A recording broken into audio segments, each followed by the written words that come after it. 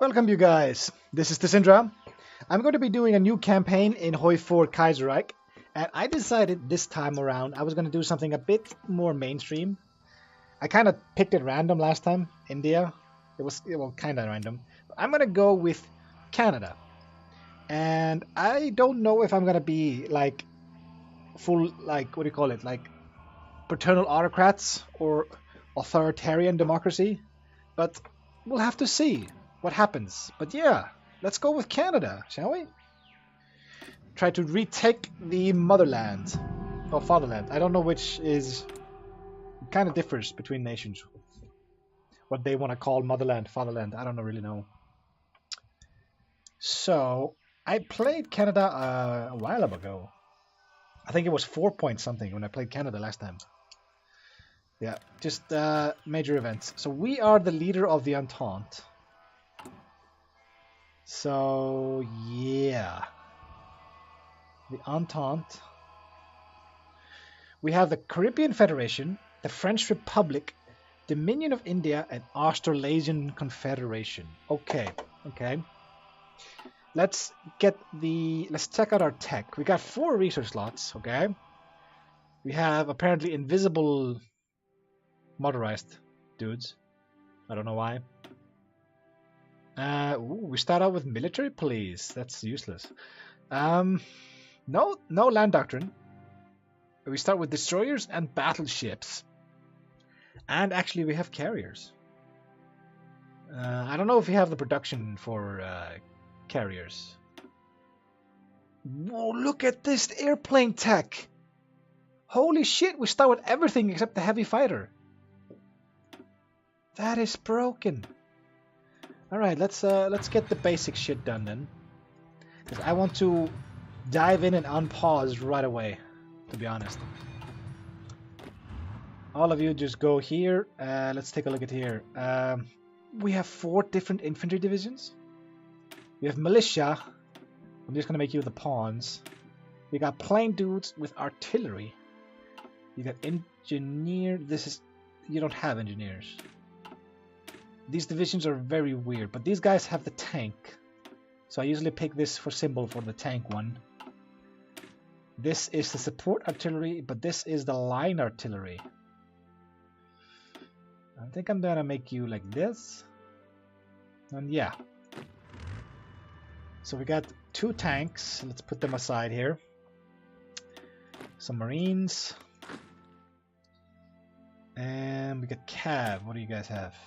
Oh, go away. I'm just gonna delete you. I don't even want to see that. So we have these, but apparently we have no divisions made from this. And then we have militia. Like, where are they? Where are the militia? You're in Vancouver, Winnipeg, Halifax. So we have some very weak. They're incredibly weak, these things here. But that's fine for now. Just let's put you on the American border. The tanks I'm gonna put like here as well. And the Marines, I'm just gonna put you here on like this, okay? I'm guessing we start out with civilian economy. Yeah, so it's just gonna be infrastructure. Ooh, this province, these 2 provinces are very well built. 11 out of 12 factories, but I'm guessing the rest of the country is kind of bad then. Yeah. So infrastructure, I should build that where you have slots available. This one has 2. These both have 3 available. And there's another one 3 over here.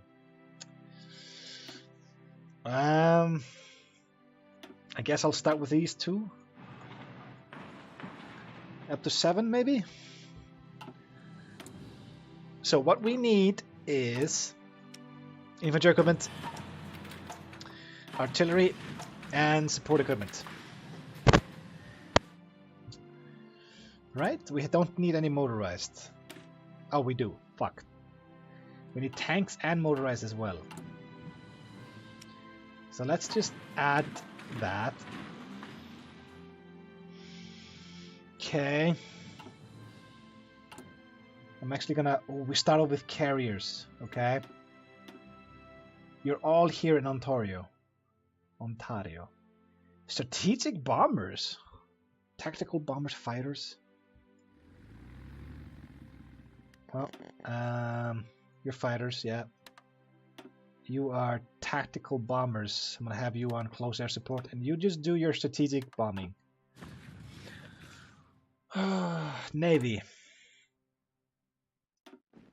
Coastal Patrol, Pacific Fleet. Okay, so we have 2 guys here on the Pacific. Yeah. Let's have both of you go here. And group up. Let's see, you're in northern India. What the fuck are you doing here? Are we helping them out? Why are you in northern India? It's all garbage ships.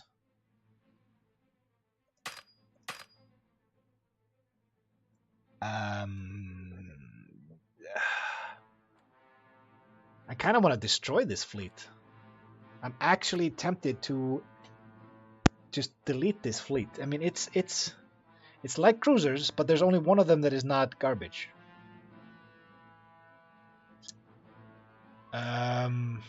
You know what? I'm just gonna delete them. So we got 25,000. We got another 5,000 for that. I'm not gonna use that fleet ever. I think. So these 2 are here, but where's the other one? It's in Quebec. Quebec. Is it Quebec or Quebec? There's not enough supply here. Let's go here and group up. All right.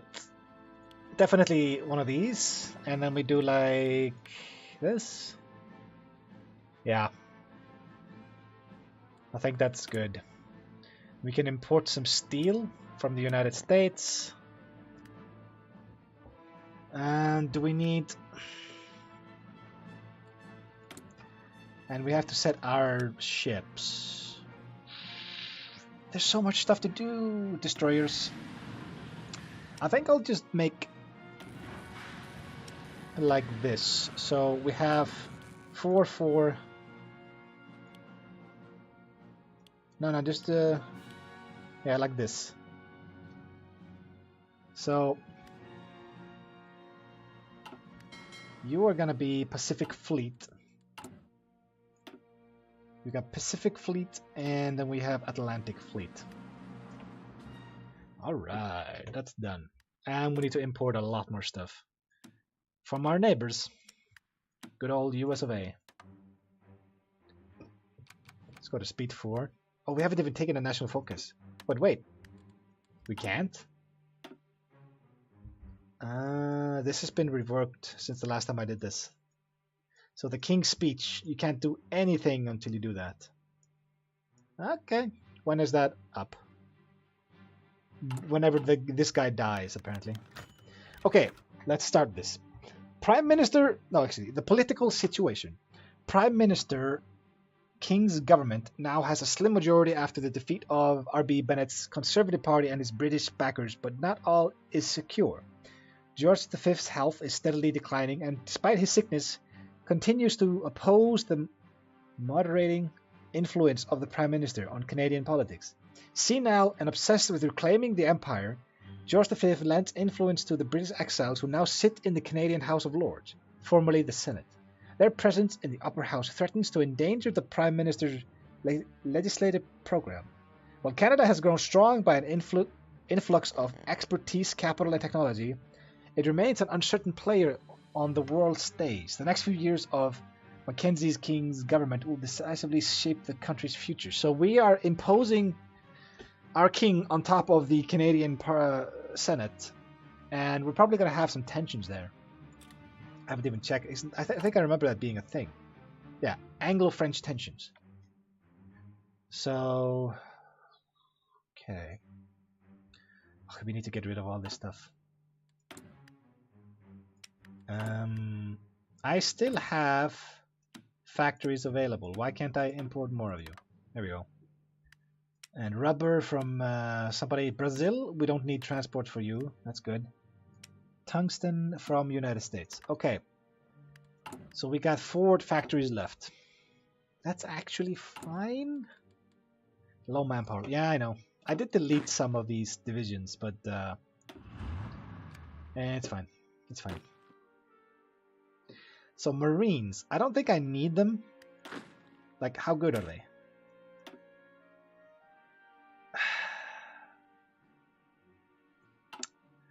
Sorry, man. Sorry, man. I'll train up another squad of this.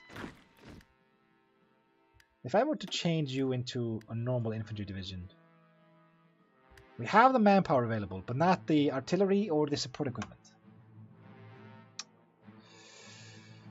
Yeah, but it's not that much. Let's just swap right now. Okay. Oh, are we gonna get this? Profit from legation cities. Following the 1926 German intervention in China and the Treaty of Nanjing, signed in November of that year, foreign trade has left to the richest cities of the coast under joint control of world powers owning interest in China. The independence of these consortium of cities was guaranteed by 10 powers. Okay? Foreign investment and legation cities themselves flourished not only through foreign trade, but also thanks to smuggling into the AOA and Qing territories. Despite the ongoing economic crisis, our investment in legation cities are still bringing us a grand profit. Ooh, we like. So that should give me... Oh fuck, he died. Death of King George V. Ever since the Radical Union's victory in Britain, King George V has been plagued by illness and his health has been failing. The public was taken by surprise yesterday when at 11:55 p.m. King George V died from a bout of fever. His son, Prince Edward, is now set to inherit the crown. So I should be able to do focuses now. Okay. I have to do the King's Speech. Edward, Prince of Wales, will be coronated King Emperor. Okay. As the Canadian political landscape consists of 2 main factions, one led by Liberal Prime Minister Mackenzie King, that's the Canadian guy. The other led by Conservative R.B. Bennett and the exiled British aristocracy. Okay, for now, Edward is popular in all of Canada, and his endorsement could prove decisive for either faction. Okay, I'm going to start this, but I want to check this out a bit more, since we have some time here. So, Public Works. This is very industry heavy. I quite like this. This is Draft Bill C7. This is mutually exclusive, so this has to be the Constitution Act.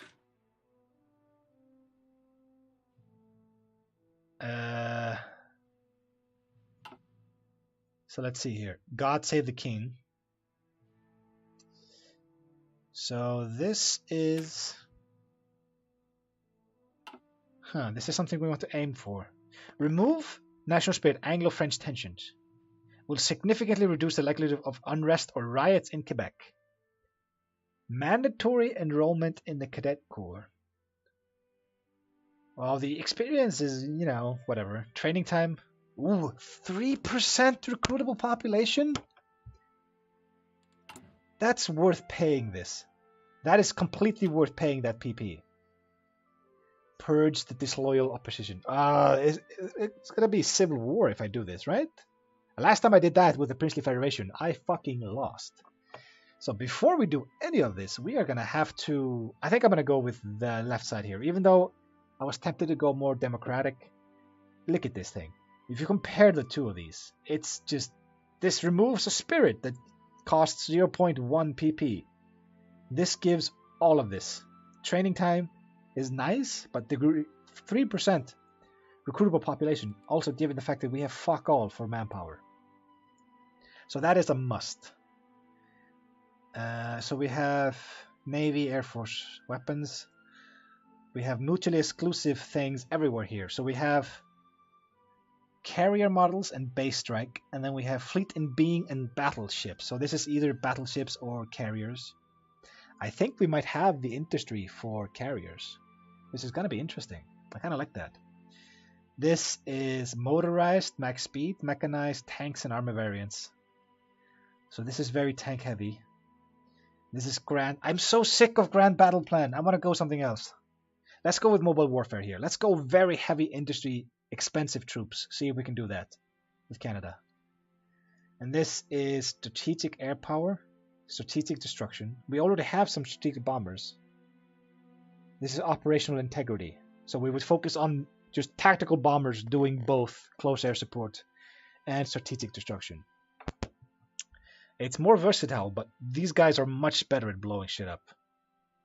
And seeing as we have to invade Britain, if we can get an air base close, that would be kind of nice.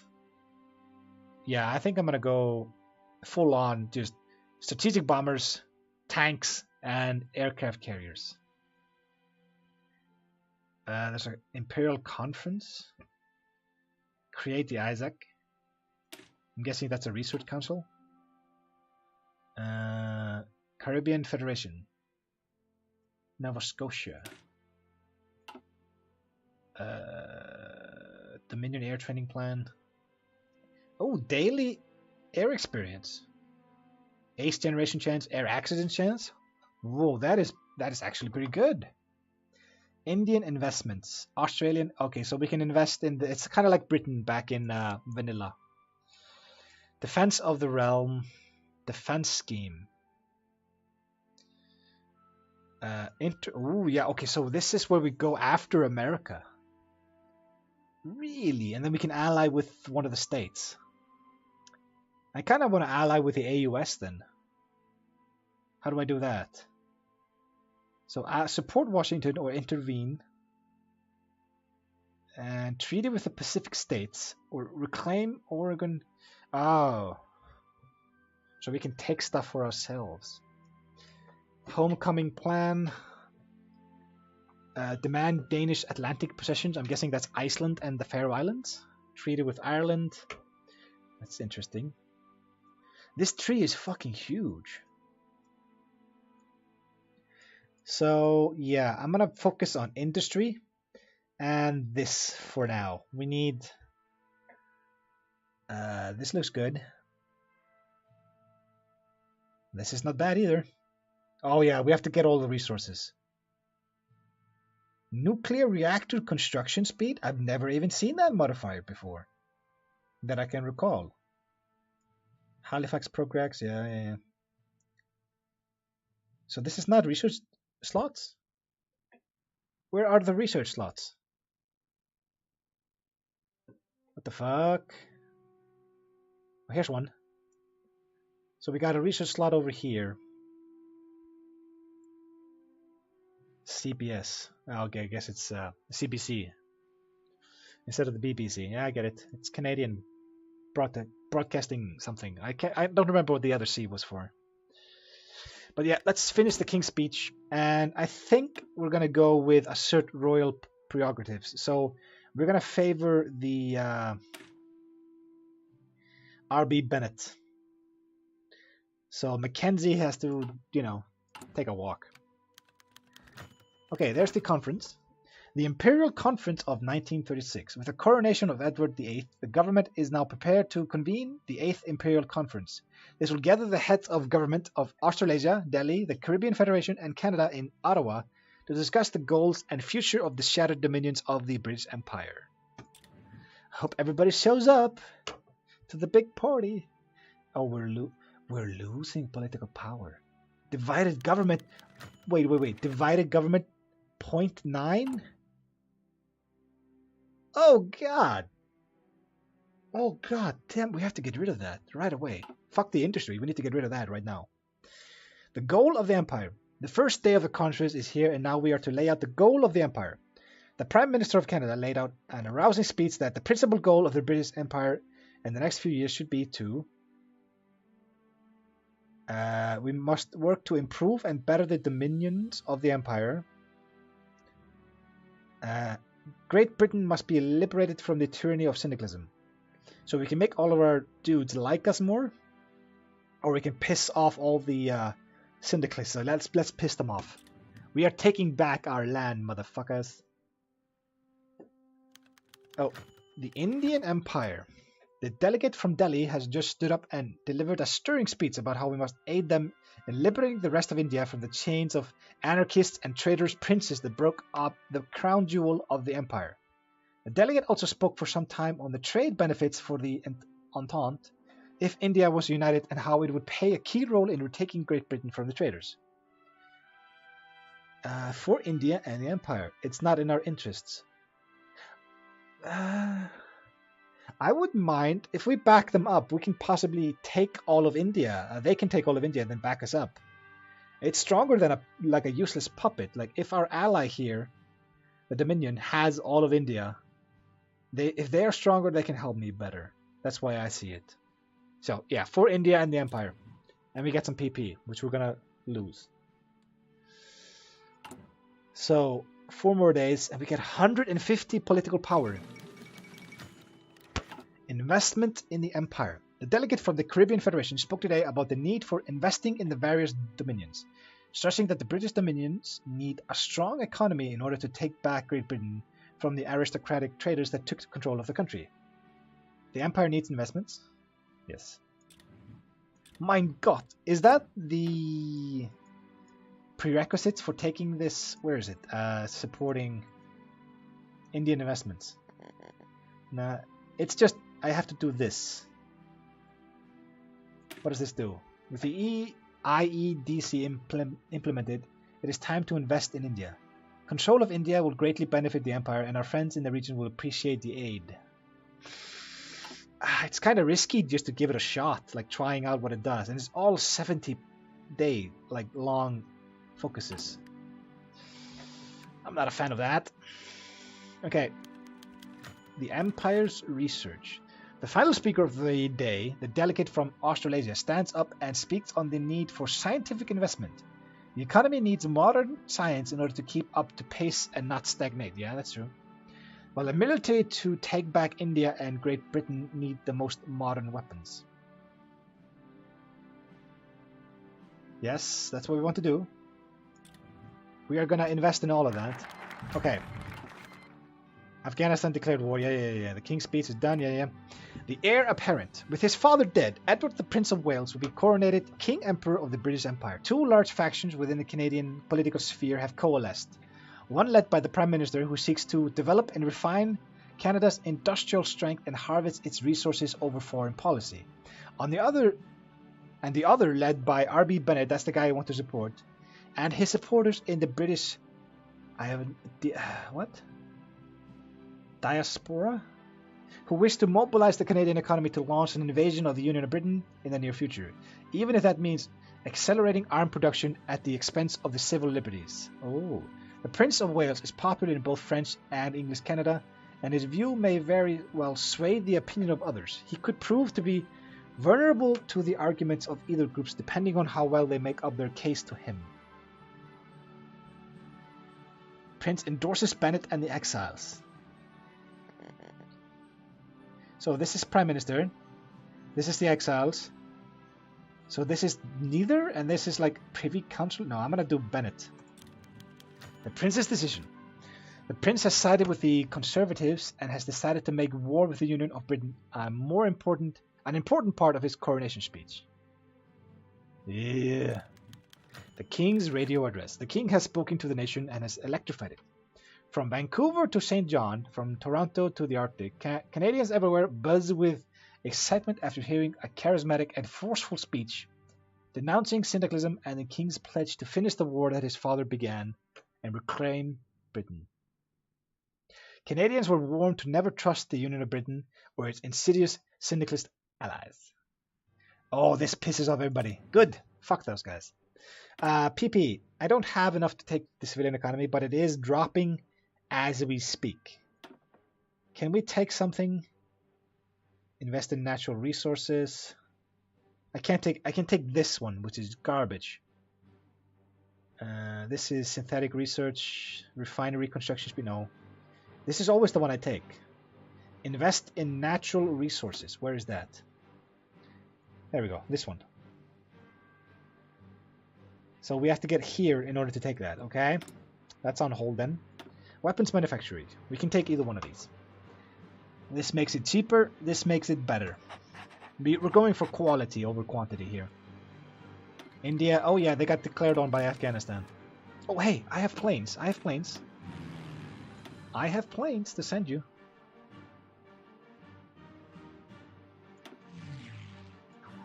There we go. There we go. I can get some air experience, I guess. The conference is over. The important conference of 1936 is now over. With it over, we can now focus on working on putting into practice the decisions that came about at the conference. There is hope that perhaps the conference marked a dawn of a new era for the dominions and a strengthening of bonds, but only time will tell. God save the king. Thank you. So we are going to go with draft bill, blah, blah, blah. And, oh, Edward the Eighth is king. Bill C7 did not pass. So I have to draft it and then cancel it? Okay. And then the king asserts his royal prerogatives. Okay. Okay. So, wait. Okay, whatever. We'll see what happens. The coronation of the Prince of the People. The new king has been invested with the royal regalia in the First Anglican Church of Ottawa. Jubilant crowds from all over Canada gather in the cities to celebrate a new age of Canadian royalty. They eagerly anticipate the new king's first radio address. I already did this. I've did a whole national focus before this event fired. Arming the nation. The king's ascension marks the beginning of a new era. The ad hoc, I don't remember what that means. It's an expression of something.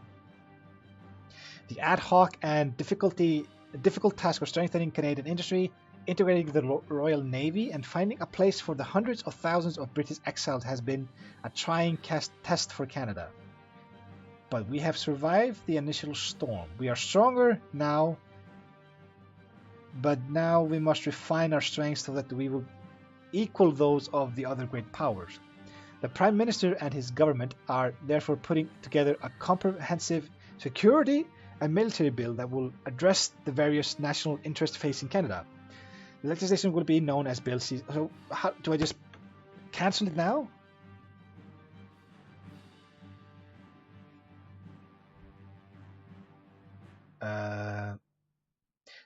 Neither of one of these. They're still. Oh, so they haven't made the bill. They're just talking about how to make it. A bipartisan effort. Liberal Party. We don't really want the Liberals, so what's happened to the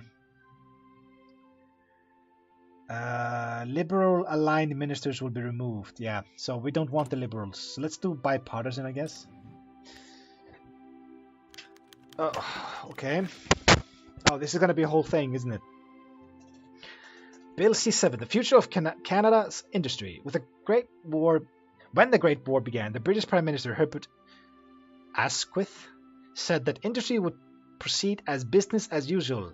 The ensuing shell crisis and the difficulty found in equipping the British Army has shown us that if another war were to start, we will need a mobilized war economy.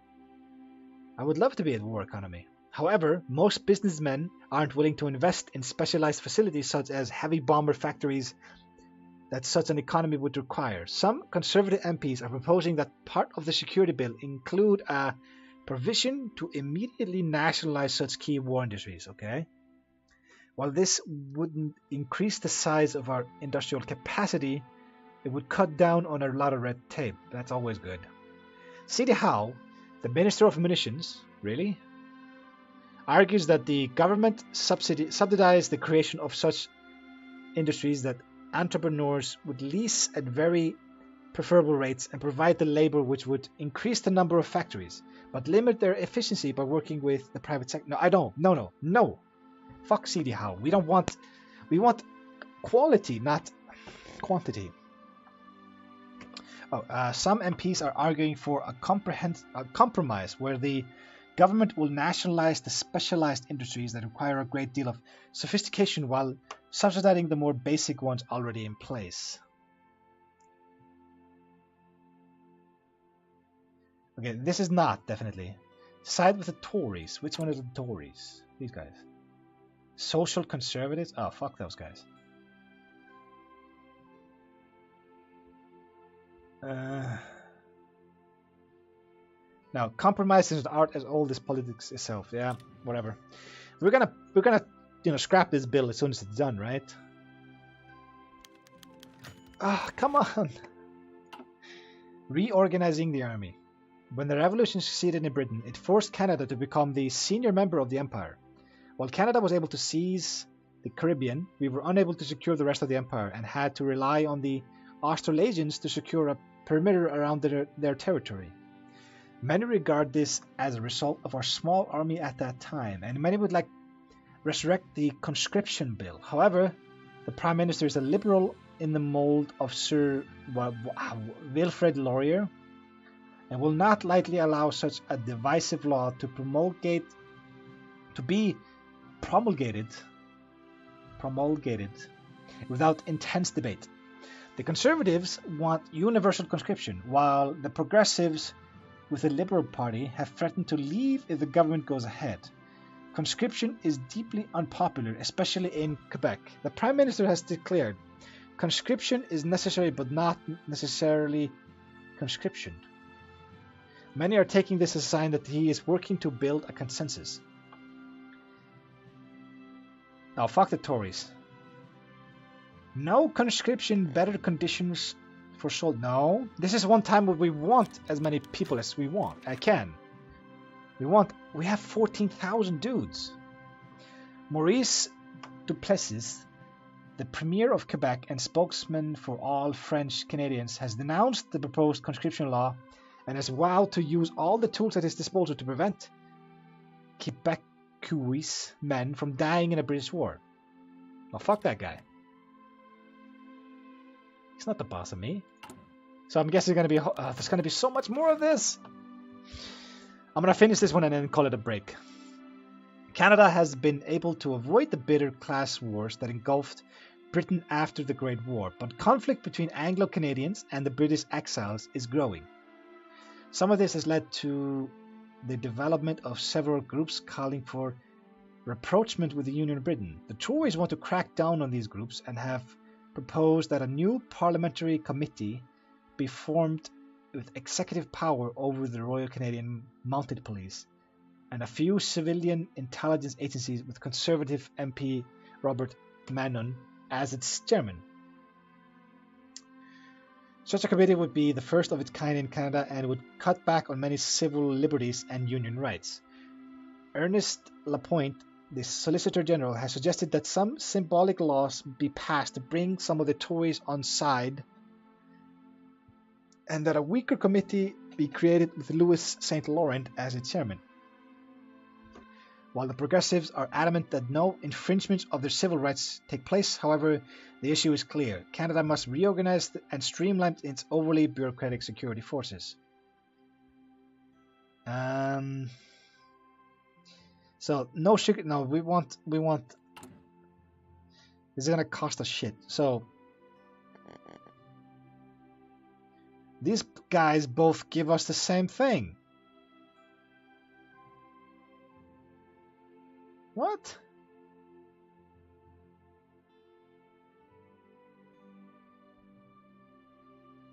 St. Laurent as its chairman. Wait a minute, no. Some symbolic laws be passed to bring some of the Tories on side. Now, fuck the Tories. Let's just go with Mounties. The Progressives leave the government. The spineless kowtowing of the Liberal Party to the British Conservatives has caused the more left-wing elements of the Liberal Party to reform the Progressive Party. The Prime Minister still has a majority, but it's razor thin. Oh, so fuck those guys. Right, you know what? I'm gonna stop here. So we're still drafting this thing. Oh, we're gonna scrap that thing later. It's fine. Maybe the decisions I'm making actually impact the thing, even though I'm gonna scrap it. Whatever. So I will see you guys in the next episode. But until then, see ya.